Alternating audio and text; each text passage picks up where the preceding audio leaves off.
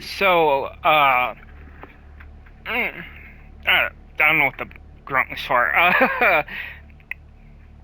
What was I saying? Oh yeah. So I am not going to be actually. I'm back to the Leon in Raccoon City part. Um.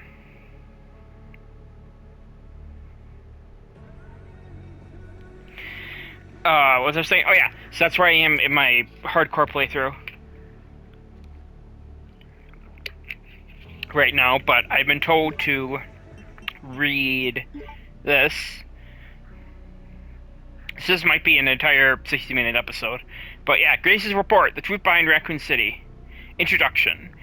In 1998, Raccoon City was devastated by a massive outbreak caused by a viral leak from the pharmaceutical giant Umbrella. The United States government responded by launching a missile strike to wipe out the infected and erected a blockade to seal off the city. In 2004, following a court trial, the Umbrella Corporation declared bankruptcy. A complete account of the events was never released. However, in October 2026, it was discovered that the city had been used as a hub for the production and trafficking of bioweapons. This report reveals that the established narrative of the Raccoon City incident was falsified and elucidates newly discovered truths surrounding the incident. 1968. Properly understood the truth, we must first go back to the beginning of it all. In 1968, Oswald E. Spencer, James Marcus, and Edward Ashford founded the Umbrella Corporation. Having witnessed the horrors of the Second World War and the dread of the Cold War, Spencer felt a sense of despair at watching the world repeat the same mistakes. He felt it was his duty to bring about changes in humanity. As stated in court records following the Raccoon City incident, his ultimate goal was to bring about the viral evolution of the human race. Thus, he relentlessly pursued virus research through illegal and inhumane means. This fact remains unchanged. 1970s. From the very beginning of Umbrella, the company faced rapid change and intense internal strife, most notably the sharp ideological divide between Spencer and Marcus. According to court records, this conflict was cited as the primary factor leading to the unusual developments which followed. Jesus Christ. In 1978, James Marcus developed the T-virus, which would go on to become the cause of the subsequent outbreak. 1980s. This is a crucial period for understanding the basis of what caused the incident and the truth behind the entire case. Spencer's influence and ARC's establishment. Spencer used internal politics to have Marcus demoted, absorbing T-virus research into facility under his own control. From then on, Umbrella began to actively research and develop bioweapons under Spencer's leadership. The underground facility, known as ARC, which was discovered during recent events, originally served as the administrative center of Umbrella's research. Several documents outlining Spencer's plan for ARC have also been discovered. Excerpt from confiscated records, Long-Term Strategic Review, 1980-04-22. ARC-centric integrated research roadmap. Step 1, concentrate investment into Wesker's plan and the T-virus, establishment as ARC as a central command center, development of ELPIS, memory transfer, and forced evolution. This is the first recorded instance of a significant keyword, ELPIS, the connections involvement. The following documents regarding Marcus's involvement were also discovered. Excerpt from confiscated records, receipt of donation 1986. Recipient James Marcus. Sender F Foundation. Amount $30 million. Oh, excuse me. This document shows a suspicious flow of funds being channeled to Marcus. Past FBI investigations revealed that the source of the funds, the F Foundation, was just one of the puppet organizations of the connections. The F Foundation no longer exists. The Connections is a criminal organization. Hey, look, it's Mia. Criminal organization that various government agencies have been sounding the alarm against for years. This illicit group has been the heart of all this. Evidence suggests the Connections sought involvement with Umbrella's central operations. Additional documents belonging to the protege of Marcus, Brandon Bailey, have been uncovered. 1988. Sender Brandon Bailey, recipient F Foundation. Preparations are complete. I think it's time they made contact with me directly, don't you? I wait a response. This indicates that Bailey took over correspondence with the Connections, succeeding Marcus. Bailey was rumored to be the founder of the Connections, but he may have only been a small cog in the larger machine. We now believe the Connection has had deep roots in the criminal underworld since before the 1980s. Much about the Connections remains unknown. Spencer's Purge. In order for Spencer, obtain complete control over Umbrella, he used force to deal with any internal opposition and influential adversaries. A list of these individuals seemingly prepared by an associate of Spencer's was recently discovered. Excerpt from confiscated records. Reevaluation list. Following the CEO's reevaluation protocol, measures will be taken against these individuals: Cheryl Moore, Michael Kramer, and James Marcus. 1990s. During this period, Umbrella continued to grow and expand through ties with the government. The organization became so large that Spencer can no longer fully control it. Numerous accidents plagued Umbrella facilities around the world as a result of poor management. Furthermore, information was being leaked to rival organizations and the connections due to the moles who had infiltrated the company. Yet, despite the circumstances, Spencer was able to thoroughly protect and complete his research at ARC. The research, Elpis. While most records regarding Elpis were lost with the destruction of ARC, a precious few remain.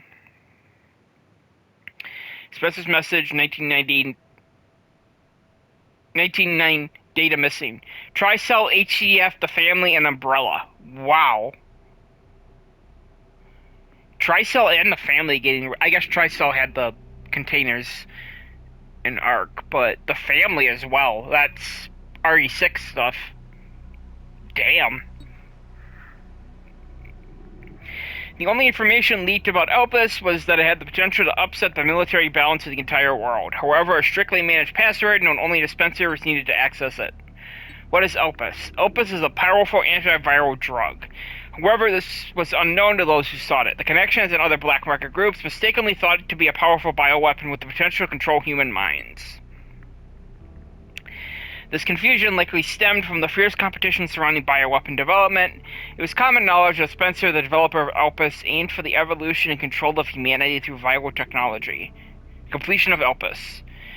Based on data taken from the confiscated records and changes in Spencer's behavior, we believe Elpis was completed around the mid-1990s. After this period, the records show a marked decrease in the number of public statements from Spencer. A similar decrease in activity was also observed at the Raccoon City orphanage. Disturbingly, it is suspected that the children at the orphanage had long been used for Umbrella experimentation. While Spencer frequently visited the orphanage, records indicate he stopped in the 1990s. Jesus Christ. Furthermore, the orphanage was under the research jurisdiction of William Birkin in the late 90s. Birkin turned against Spencer, ultimately leading to the leak of the T-virus. 1998, the Raccoon City incident. The T-virus leaked from the Umbrella Research Facility in Raccoon City, causing an unprecedented outbreak. In response, the government decided to launch a missile strike on the city under the pretense of containing the spread. However, this is where we have been misled. The missile strike was not launched to prevent the spread of infection. A plan was formed to disrupt the relationship between the government and Umbrella and shift the blame from all illegal activities onto Spencer. Found records indicate the connections lobbied for the missile strike. Huh. Excerpts from confiscated records, access log, first assembly minutes. ARC has been secured. Commence the missile strike. The blame will fall solely on Spencer. With this, Umbrella will be dismantled and will seize their assets. Their goal was the acquisition of Umbrella assets, particularly the thing they believed would disrupt the world's military balance, Elpis. Due to Bailey's involvement, the connections were aware of Umbrella's inner workings prior to the Raccoon City incident. This set them up to swiftly secure ARC before instructing the government to carry out the missile strike. After the Raccoon City incident, the Umbrella trials.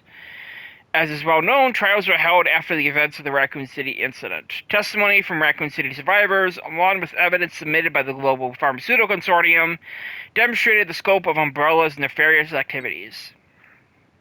Evidence against Spencer was presented at the trials by his subordinate Albert Wesker. Damn. It is now evident that Wesker was linked to Tricell, which in turn had strong ties to the connections. Therefore, it is highly likely there is pressure from the government and the connections during the trials. In 2004, following the outcome of the trials, Umbrella was forced into bankruptcy. Just as the connections and the government intended, Oswald E. Spencer was held accountable as CEO and he disappeared from the public eye. Acquisition of ARC. The connections and the government seized ARC during the Raccoon City incident. Therefore, ARC served as a base for the research, development, and distribution of bioweapons. Documents believe to be transaction lists have also been seized. These lists umbrellas competitors along with organizations that were previously found guilty of illegal activity. Unfortunately, most evidence was lost with the collapse of ARC. Recovery efforts continue, but success is unlikely. Proliferation of bioterrorism. Following the Raccoon City incident, weaponized viruses developed by Umbrella were leaked.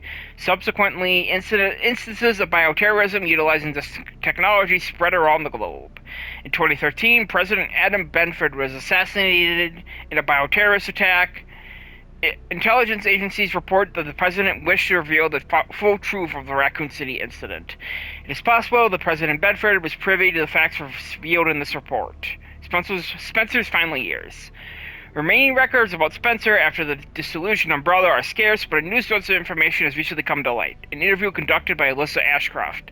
Despite being responsible for countless atrocities, Spencer showed some signs of remorse in this interview. Having lost everything, he sought atonement.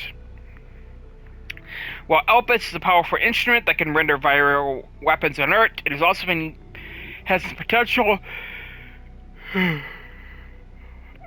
as a designed to be used for good. It is possible that Spencer's true motivations behind Elpis were peace and redemption. While he remained obsessed with the evolution of humanity throughout his later years, most testimony described him as nothing but a senile old man. Spencer died in 2006. At his secluded estate, his true intentions behind developing Elpis will forever remain unknown. Conclusion. As you can see from the records, the Umbrella Corporation's liquidation was intentionally orchestrated by the connections in the U.S. government. Furthermore, they were involved in the illegal development and trafficking of bioweapons in Raccoon City. The extent to which past and present governments were involved requires further investigation. Much about the connections remains shrouded in mystery. Why did I say unknown? Remains shrouded in mystery, and most records of the involvement were destroyed alongside ARC. Countless lives were lost. As government officials, we have a duty to pursue the truth. If anything, finding it will finally offer some closure to everyone who fell victim to these heinous actions. FBI intelligence analyst Grace Ashcroft. That didn't take nearly as long as I thought it would. Yeah, that was a lot of lore dump stuff, but yeah, that was fun, honestly.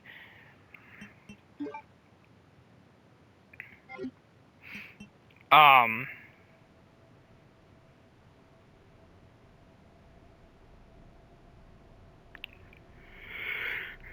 to think of what else to talk about quick. Yeah, that's pretty much it. I just wanted to run through that quick.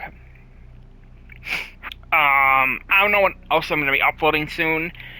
I just got a new laptop, so I don't know if I'm going to be able to play stuff like Toxic Commando. I've also heard that Fatal Frame 2 is only 30 FPS, which is kind of disappointing, but,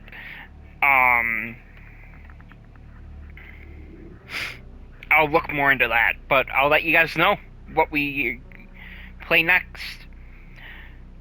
Bye-bye now.